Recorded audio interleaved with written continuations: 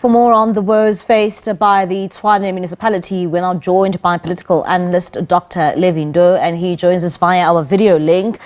Dr. Ndou, thank you so much for joining us here on the late edition. Perhaps let's start off with the latest coming out of the city of Tshwane, and that is it owes Eskom at least 3.2 billion rand. What does it say about the state of that specific municipality?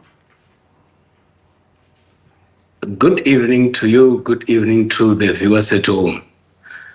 Well, I think the situation in Tshwane is quite worrying in the sense that they've been, workers have been on a strike rather for quite some time.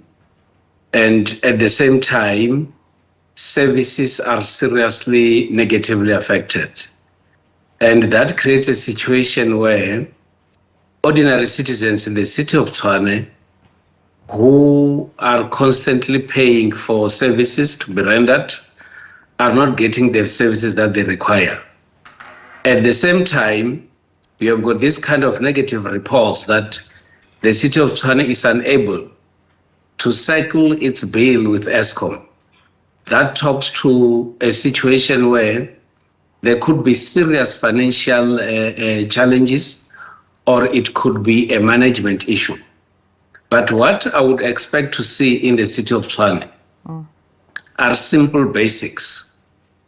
Lines of communication to be opened between those that are running the city and the workers, so that they should avoid a situation where they've got a prolonged strike which has got visible negative implications on the city and its citizens. And I like the fact that you actually touch on the issue of the striking workers in the city of Tshwane. And Mr. Ndou, we understand that, when it comes to those workers, at least 132 of them have since been dismissed by the city. And just today, we saw reports saying that the city of Tshwane is now looking at filling those vacant positions. I mean, clearly here, you are saying that the two here needs to find itself, the municipality as well as the union. It seems as if, the Tshwane municipality is moving ahead and, it's still not willing to, come to some sort of an agreement with the union.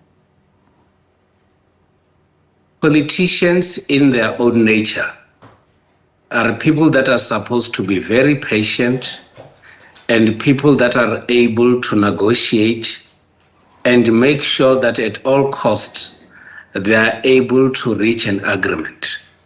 Politicians as leaders of society are people that should at all times demonstrate care and love, especially to those that are given the responsibility to render the services to the people. It appears as if there is a distance between those that are running the city and the workers themselves. And if that distance is not closed, we might actually find a situation in which the city of Tshwane will be getting worse and worse and worse. My sense is that coalition partners that are given the responsibility to run the city at this stage should actually quickly develop better strategies in which they are able to bring the workers together and find solutions to this challenge.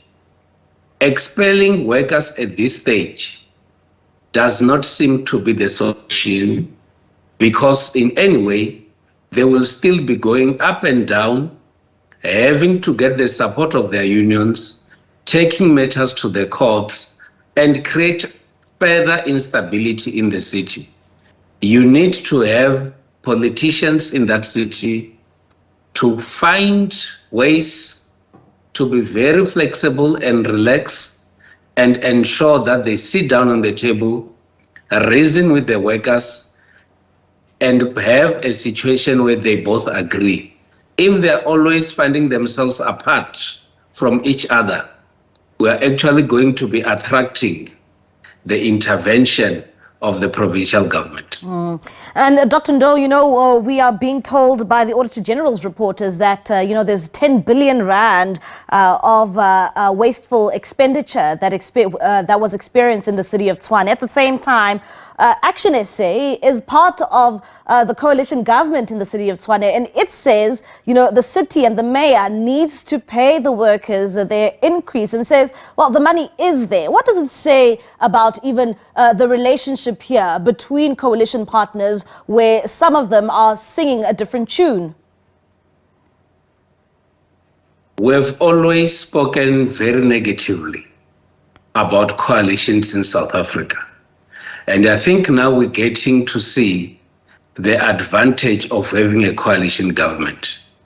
If you are in a coalition and the coalition partner does not seem to be working in the best interest of the coalition and its citizens, that is where you get an honest coalition partner coming in and providing truth about what is happening.